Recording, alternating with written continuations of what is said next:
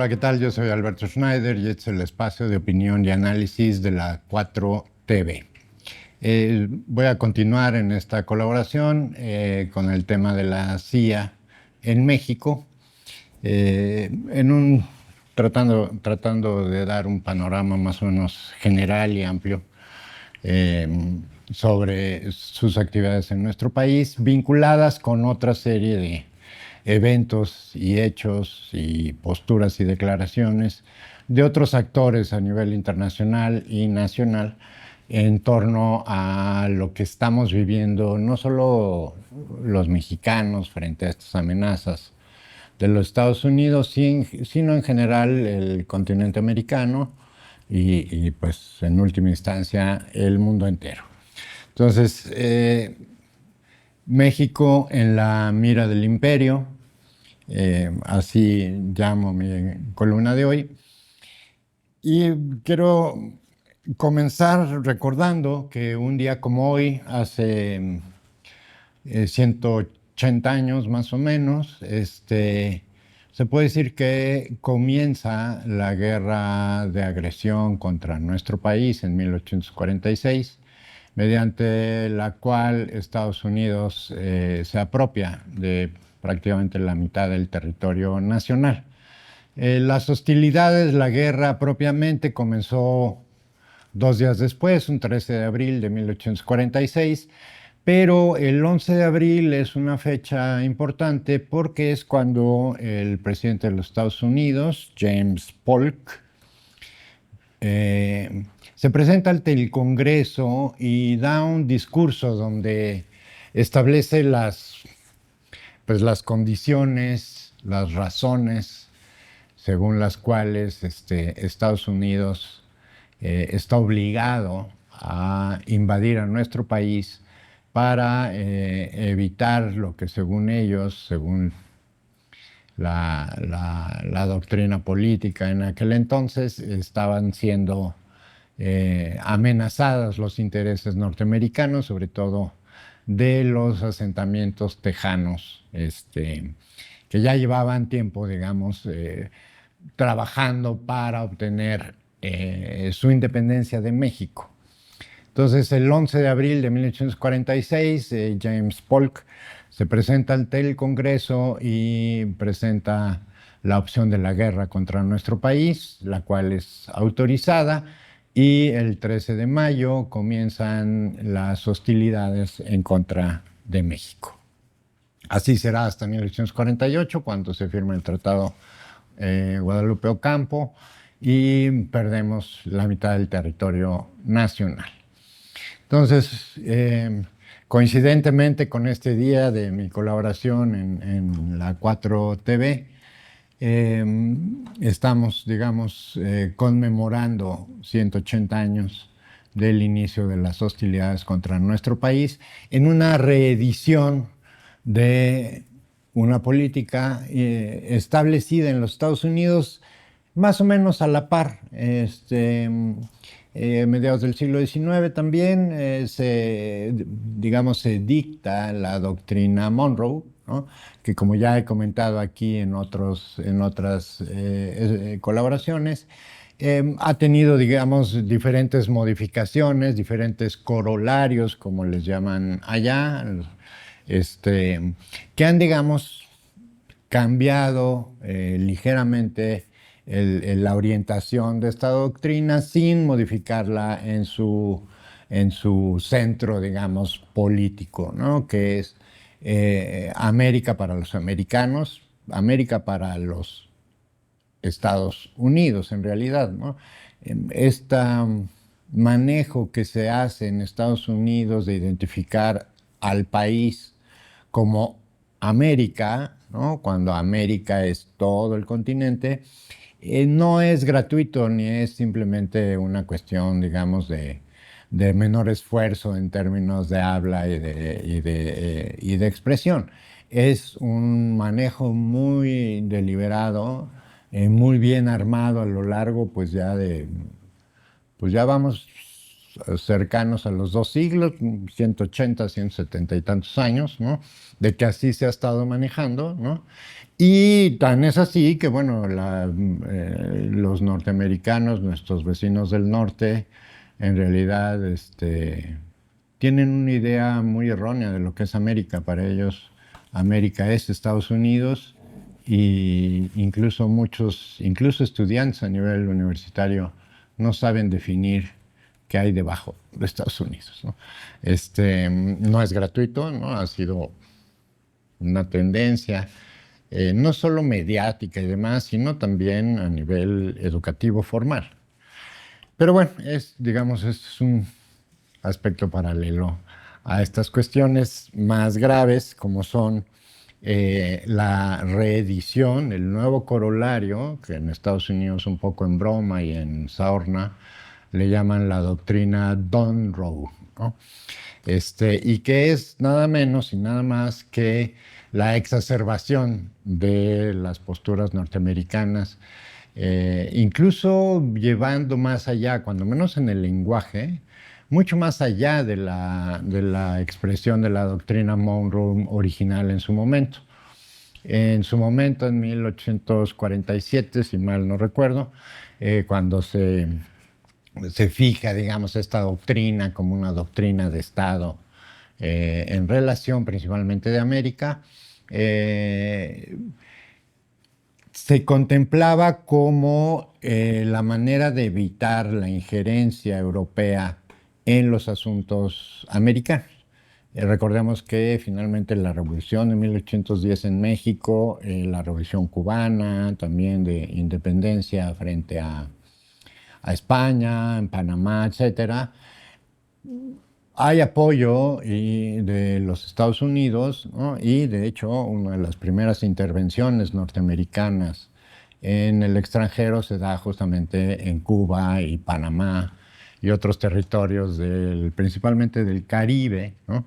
Porque Estados Unidos es la manera que tiene de imponer su hegemonía en el continente americano. Ya le había comprado a la corona española la península de Florida, ya le había comprado a Napoleón III el estado de Luisiana, que era territorio francés, ¿no? Y la Florida era territorio de la corona española. Y justo las guerras napoleónicas ponen en general a Europa en una crisis económica grave, y esto aprovechan los Estados Unidos para hacerse de Luisiana, otros estados también, y la Florida. Y paralelamente a las revoluciones de independencia en América Latina, son apoyadas por Estados Unidos, y particularmente en el caso de Cuba, Panamá y México, entre otros, la 50, 40 años después de la independencia, digamos, tomando en cuenta en 1810, viene una invasión por los Estados Unidos y se apropian de la mitad del territorio nacional. De ahí para el Real, la presencia norteamericana ha sido permanente, siempre en contra de los intereses de nuestro país y en favor de los intereses norteamericanos, de sus empresas, de sus políticos, etc. Entonces, estamos viendo ahora con estas acusaciones del gobierno de Estados Unidos de que México es un narcoestado, las amenazas de la CIA en contra de nuestro país, la presencia totalmente ilegal e inconstitucional de agentes de la CIA en nuestro país, ¿no? Porque además es ilegal incluso en términos de la legislación norteamericana. La CIA no tiene entre sus funciones jurídicas y legalmente establecidas el combate al narcotráfico. Es una función exclusiva, supuestamente, de la FBI, de la Oficina Federal de Investigación, que tiene el FBI, sí, o la FBI, sí tiene las prerrogativas legales para combatir, de hecho prácticamente se crea para eso, para combatir el narcotráfico. Tanto originalmente el FBI empezó, digamos, con el combate al narcotráfico y sus funciones estaban circunscritas al territorio norteamericano, al territorio de los Estados Unidos, pero es justamente a partir de los años 70 cuando se da el gran boom de la cocaína, que está perfectamente documentado como la CIA organizó a los principales cárteles colombianos para justamente transportar ingentes cantidades de cocaína hacia los Estados Unidos para financiar las contrarrevoluciones desde El Salvador hasta Panamá, hasta Colombia, cuando menos, ¿no? Aunque sabemos que los escuadrones de la muerte organizados por la CIA, particularmente por un personaje harto conocido en nuestro país que se llama Ronald Johnson, actual embajador de los Estados Unidos en México, organizó los escuadrones de la muerte que operaron en toda la serie de golpes de estados en los 60s y 70s en Latinoamérica. Entonces, México ha sido siempre, o desde hace muchos años, un blanco de los intereses norteamericanos, de las políticas expansionistas, ¿no? Como todo Estado imperial tiende a la expansión permanente, ¿no? Y de ahí que los Estados Unidos haya creado este gran imperio que prácticamente abarca el mundo entero y que hoy vemos el comienzo de su decadencia, una decadencia que probablemente lleve lo que resta de este siglo, pero que sin embargo también existen muchas posibilidades de que esa decadencia y su final derrumbe se aceleren gracias a las medidas que está tomando la actual administración y que de continuar en la ruta que están enfrascados probablemente acelere la propia decadencia del imperio norteamericano. Recordemos nada más que México es víctima de una andanada desestabilizadora por parte de los Estados Unidos, no porque representemos como país, como nación, como Estado, como sociedad, una amenaza real para los Estados Unidos. De la misma manera como Cuba no es ninguna amenaza de ningún tipo hacia los intereses de los Estados Unidos, ¿no? O no lo era tampoco, o no lo es incluso, Irán, ¿no? Lo somos o se vende ante la opinión pública norteamericana, creando una serie de falsas narrativas, ¿no? Yo insisto y creo que es una línea que hace falta trabajar mucho por muchos analistas del tema del tráfico de drogas en el mundo y particularmente entre México, Estados Unidos y Canadá, incluso a Sudamérica, ¿no? Colombia, Ecuador, Perú, Bolivia, Venezuela, etcétera, en relación con el tráfico de drogas y de dónde va y de dónde viene la impresionante cantidad de drogas que consumen en los Estados Unidos. Lo repito aquí, México no produce probablemente ni el 10% de toda la metanfetamina y probablemente ni el 5% de todo el fentanilo que se consume en los Estados Unidos, ¿no? En nuestro país consume a lo mucho 4 toneladas de fentanilo al año y los Estados Unidos consumen 1 tonelada de fentanilo al día. Aproximadamente, y esto es a partir de un cálculo conservador, tomando en cuenta el número de adictos registrados por los sistemas de salud norteamericanos. El Instituto Nacional para el Abuso de Drogas en Estados Unidos, uno de los 23 institutos nacionales que conforman el sistema de salud el sistema público de salud de los Estados Unidos, si bien no tiene cifras integradas, sí se puede, comparando y contrastando diferentes datos del propio instituto, así como de sus datos estadísticos, pero así también como una serie de estudios de caso realizados por el propio Instituto Nacional contra el Abuso de Drogas, en diferentes estamentos sociales, ¿no?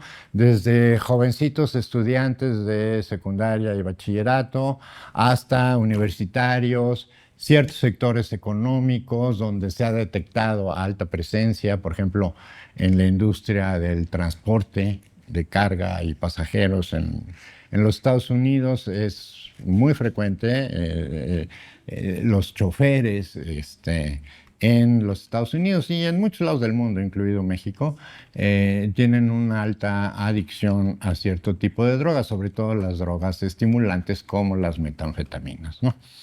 Entonces, a partir de contrastar y hacer converger una serie de datos que se pueden encontrar en la información que publica el Instituto Nacional contra el Abuso de Drogas en Estados Unidos, se estima que hay alrededor de 40 o 45 millones de consumidores de de metanfetaminas en los Estados Unidos.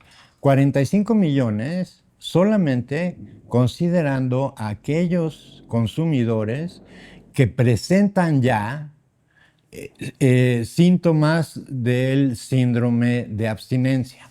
Es decir, el síndrome de abstinencia en consumidores de drogas psicoactivas puede ir desde síntomas leves hasta síntomas muy graves. Y significa que en cuanto el efecto de un psicotrópico empieza a disminuir, empieza a generarse una ansiedad por volver a levantar, digamos, el efecto, ¿no? Y entonces hace que conforme este síndrome de abstinencia va siendo más grave, el consumo de la sustancia a la que es una persona adicta es mucho mayor. Entonces, a partir de estudios de casos sabemos que hay personas que pueden consumir una dosis al día, dos dosis al día, pero hay casos donde consumidores llegan a consumir hasta 10 dosis de metanfetaminas al día, que es una cosa terrible, ¿no? Entonces, a partir, digamos, de una multiplicidad de estadísticas y estudios de caso en diferentes sectores de la sociedad norteamericana, se puede más o menos hacer un cálculo, una estimación del consumo. Entonces, una cifra bastante conservadora nos indica que aproximadamente en Estados Unidos se consumen, como dije, unas 4 toneladas, cuando menos, de metanfetaminas al día y aproximadamente 1 tonelada de fentanilo. Como dije, México produce, si acaso, ya por mucho, 5 toneladas al año. Los laboratorios que se han encontrado en nuestro país, los 2,000 laboratorios que nada más en esta administración han sido destruidas, el promedio de producción en cada uno de ellos no pasa de los 100 kilos de sustancias, principalmente metanfetaminas. La producción de fentanilo en México es bastante limitada, ¿no? Si lo comparamos, por ejemplo, y esto ya lo he mencionado aquí en otras colaboraciones, por ejemplo, un solo laboratorio en Vancouver fueron decomisadas en una sola operación 95 millones de dosis de fentanilo ya elaborado, ya empaquetado en blisters y en envases perfectamente empacados, digamos, ¿no? Y con una tecnología de punta para la elaboración de estas sustancias. Y ese fue un solo laboratorio localizado en las afueras de Vancouver, Canadá, pero la principal producción canadiense se da del lado del Atlántico, justo cercano a la frontera con los Estados Unidos. Y si uno ve también los mapas de concentración de las personas que han sido indiciadas en procesos judiciales por tráfico de metanfetaminas o de fentanilo en los Estados Unidos, se pueden consultar en la página oficial de la FBI. Encontramos que justamente la zona norte, la frontera con Canadá, particularmente y resalta la ciudad de Buffalo, pegadita, que es frontera con Canadá, es una de las zonas, y de ahí para abajo, ¿no? Nueva York, Chicago, y más adentro Nueva York, en fin, todo lo que es New Jersey y demás, eh, son las zonas donde se detiene y se consigna al mayor número de traficantes de fentanilo y de metanfetaminas en los Estados Unidos. Otra área, digamos, o zona de concentración de estas detenciones por parte del FBI, que son además no solo detenciones, sino consignaciones ante juzgados, es decir, que el FBI detiene con la suficiente probanza para que las personas detenidas sean sujetas ya a un proceso penal y sean indiciados y encarcelados en los Estados Unidos. Entonces, como dije, de los puntos más calientes son el noreste de los Estados Unidos, la costa este, ¿no? Y la parte central de Estados Unidos. Y llama mucho la atención esto porque justamente los estados centrales no son los estados con la mayor presencia de mexicanos o de latinos en general en los Estados Unidos, ¿no? Sabemos que, bueno, los mexicanos se concentran y latinos en general, se concentran en California, los estados fronterizos con nuestro país. Sí, efectivamente, Chicago es una gran concentración de mexicanos. De hecho, si uno entra, por ejemplo, a la página de la policía de Chicago, existe, lo primero que se encuentra, si lo buscas desde México, es la página de la policía de Chicago en español, ¿no? Entonces, simplemente hay que modificar ahí el idioma de origen para entrar directamente a la página en inglés. Porque tenemos una comunidad mexicana o de origen mexicano muy grande asentada en Nueva York. Digo, en Chicago, perdón, ¿no?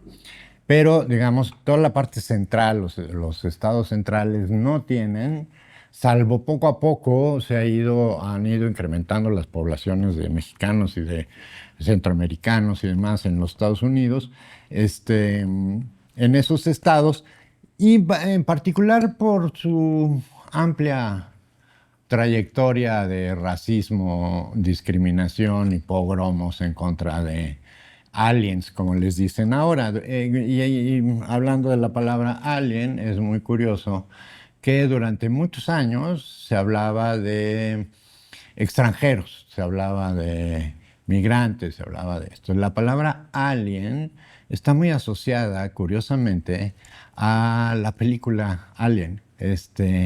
A partir de que sale esa película y adquiere además una de las películas quizás más vistas por el público norteamericano, es que a los extranjeros y particularmente a los latinos se les empieza a llamar alien.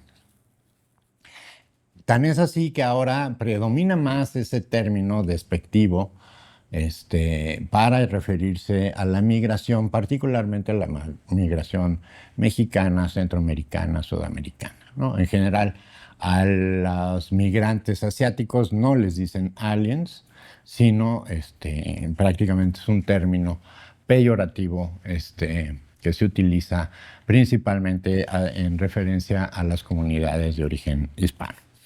Entonces, tenemos, digamos, varios frentes en esta desestabilización. Por un lado, esta durísima guerra de Estados Unidos contra México, que va a ir incrementándose.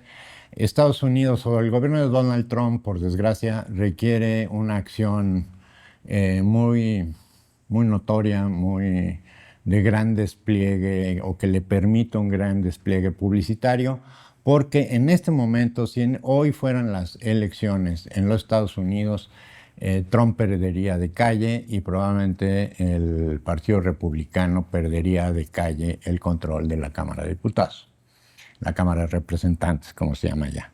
Entonces, Estados Unidos, el gobierno de Donald Trump, necesita de alguna acción espectacular que le ayude a levantar su popularidad, que de acuerdo con una encuesta el fin de semana en CNN, anda alrededor del 15% de aceptación entre la población joven de entre 18 y 29 años de edad. Cosa nunca vista en Estados Unidos, ¿no? Incluso en presidentes que han ido perdiendo popularidad rápidamente. Probablemente ningún presidente, cuando menos de Richard Nixon para acá, había tenido estas cifras de preferencia o de popularidad. En Estados Unidos se utiliza mucho la palabra popularidad, que es más bien nosotros hablaríamos de aceptación o aprobación de su gestión. Entonces, es muy grave. En general, los presidentes de los Estados Unidos, cuando se acercan a las elecciones intermedias, que son cruciales para su gestión, no solo para su gestión en su periodo de 4 años, sino son muy importantes también para construir la plataforma política que le permita una reelección. En términos jurídicos, Donald Trump no tiene posibilidades de reelegirse porque ya fue una vez presidente, aunque no de manera continua, y este es su segundo mandato. Según las leyes norteamericanas, no puede haber más de 2 mandatos en una sola persona. Sabemos, porque el mismo Trump lo ha dado a conocer, que tiene un equipo de abogados y juristas muy bien pagados, que han estado trabajando desde el comienzo de su administración para encontrar la manera jurídica de hacer posible que Donald Trump aumente, tenga un segundo mandato consecutivo después de este, ¿no? No sabemos si lo vaya a lograr, si lo vaya a conseguir y encontrar el caminito jurídico para lograrlo, pero además lo acaba de declarar hace unos días, ¿no? Que él piensa estarse 9 años en el gobierno de los Estados Unidos. Entonces, sí es una estrategia que va encaminada hacia allá, lo cual sería verdaderamente desastroso, no solo para México, sino en general para el mundo entero y particularmente para los Estados Unidos, ¿no? Por otro lado, tenemos toda esta derecha internacional, ahí tenemos a los españoles, pero no nada más a los españoles, ¿no? Es una derecha continental en términos en América Latina y una derecha incluso situada del otro lado del planeta, ¿no? Por ejemplo, los radicales japoneses, las derechas radicales en Corea del Sur, están, digamos, en un cónclave, aunque parezca teoría de la conspiración, están en un cónclave internacional. Una de sus redes más importantes en el mundo entero es Atlas Network, ¿no? Que es principalmente un conglomerado mediático, pero no nada más mediático, también académico, político, ¿no? Donde están afiliados incluso personajes importantes de la política, de la opinión pública, del espectáculo, de los deportes, en fin, diferentes ámbitos. En México, el representante de Atlas Network se llama Ricardo Salinas Pliego, en la persona de su sobrino. Lo vemos ahí también, y justo esta derecha internacional se suma y se junta con la derecha local, que va desde Lili Téllez, por decir, ¿no? Felipe Calderón, ¿no? Pero también intelectuales como Héctor Aguilar Camín o Enrique Krause, quien, por cierto, hoy publica un texto sobre el indigenismo mexicano, claro, en la misma línea de Díaz Ayuso, de Vox, del PP español.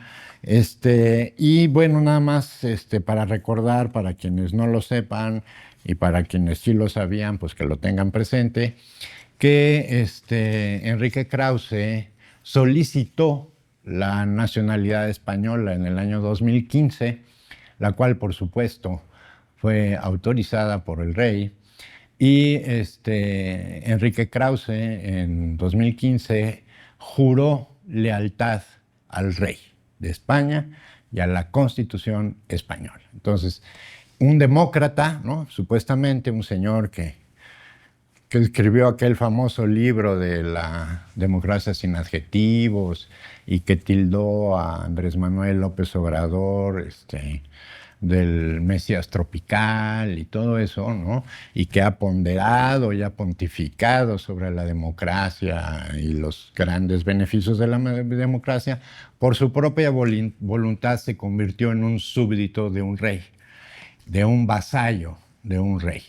Y no de cualquier rey, de un rey que tuvo que huir de España después de haber, o cuando no se le acusa, y por eso huyó, de malversado fondos del Estado español, pero también una acusación gravísima que tiene en su contra por la muerte de una joven que era su amante, que resultó embarazada y muere en circunstancias muy extraordinarias. El rey de España tiene que huir de España para refugiarse en Arabia Saudita, ¿no? Que tiene todo menos de país democrático, ¿no? Como todos sabemos, la dinastía Saud viene desde finales, mediados del siglo XIX, apoyada por el Reino Unido, y de ahí hasta 1918 trabaja con la dinastía Saud, con el Reino Unido, para derrocar al Imperio Otomano y, entre otras cosas, quedarse con Palestina.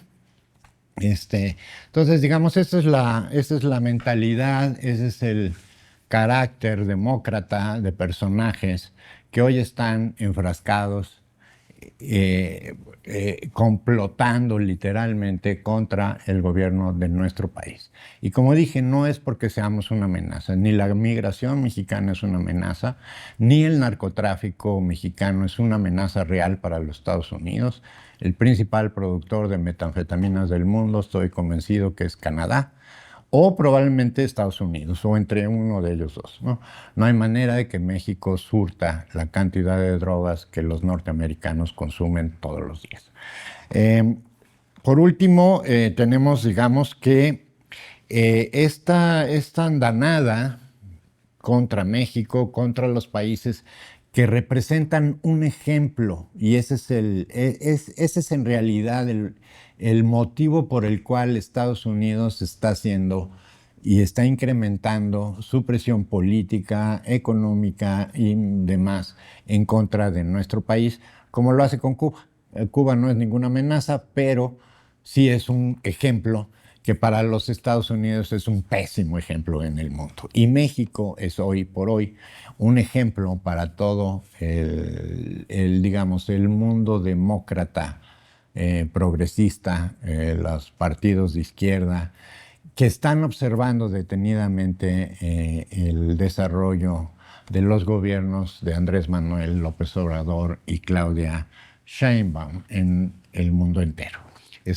México está siendo ejemplo y cada vez hay más personas, más analistas, más comentaristas, más académicos que están analizando el proceso político de nuestro país y que en el ámbito de los partidos, digamos, de izquierda, o que podríamos llamar progresistas, aunque yo tengo mis reservas con ese término, o sea, México está siendo un ejemplo ante el mundo de que, a pesar de tener frontera con el imperio más brutal de la historia de la humanidad, México ha mantenido su independencia, mantiene hoy un gobierno totalmente que defiende su soberanía, su autodeterminación y resguarda, digamos, o protege sus recursos naturales de la depredación norteamericana.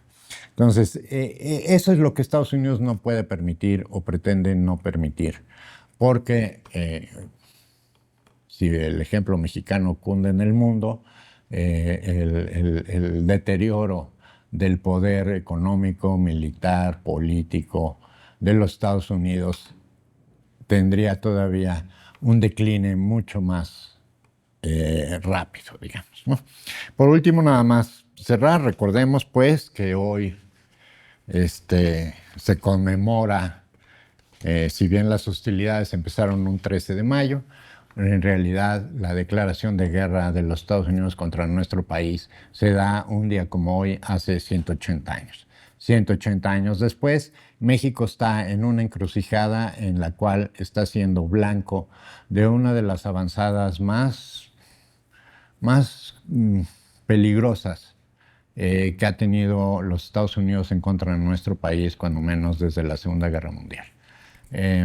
La intervención ilegal, absolutamente ilegal de la CIA en nuestro país, no creo que esté circunscrita nada más al estado de Baja California,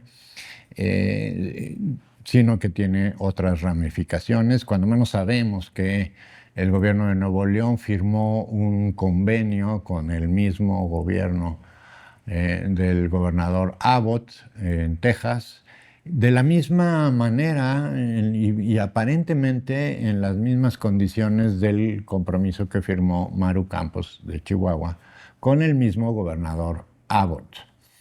Entonces, México está siendo víctima de una avanzada en contra del proyecto de transformación de la vida pública de nuestro país, y los mexicanos tendremos que estar muy atentos a una serie de actividades, porque como ya comenté también en otras colaboraciones, no solo se trata de acciones como los de la CIA o estos, sino es todo un aparato de propaganda, es todo un aparato de desestabilización, lo que comentaba la vez pasada, de esta estrategia de tensión permanente, ¿no?, que funciona a través de diferentes mecanismos, de crear atentados, ¿no?, que parezcan accidentes, crear situaciones de conflicto, crear inestabilidad política, vía incluso asesinatos selectivos y cosas de ese tipo. Entonces, tenemos que estar muy atentos. El gobierno mexicano ha sido muy cauteloso en su relación porque, digamos, es muy importante la prudencia del gobierno mexicano frente a esta estrategia para evitar que un elemento de confrontación pueda detonar acciones de mayor gravedad contra nuestro país. Eso es todo por hoy. Muchas gracias.